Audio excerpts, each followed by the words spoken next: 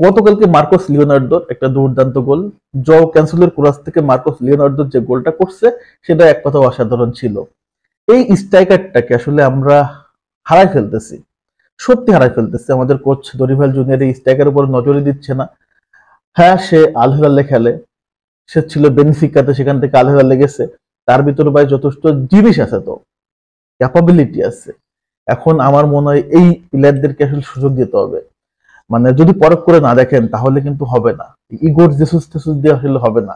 Marcos লিওনার্দের মতো একটা young তরুণ লাগবে, এনার্জেটিক লাগবে, ক্ষুধা লাগবে, বা জয়ের ক্ষুধা লাগবে, যাদের জয়ের ক্ষুধা আছে এমন প্লেয়ার লাগবে। সো আমি মনে করি যে এই মুহূর্তে সেরা একটা স্ট্রাইকার হইতে পারে আমাদের লিওনার্দো। আহ লিওনার্দো যদি আসলে ব্রাজিল টিমের সুযোগ পায়, মানে স্মার্ট ফুটবলার ব্রাজিলে আসবে এবং তার তার কাছ থেকে ব্রাজিল কিছু পাবে আমি মনে করি।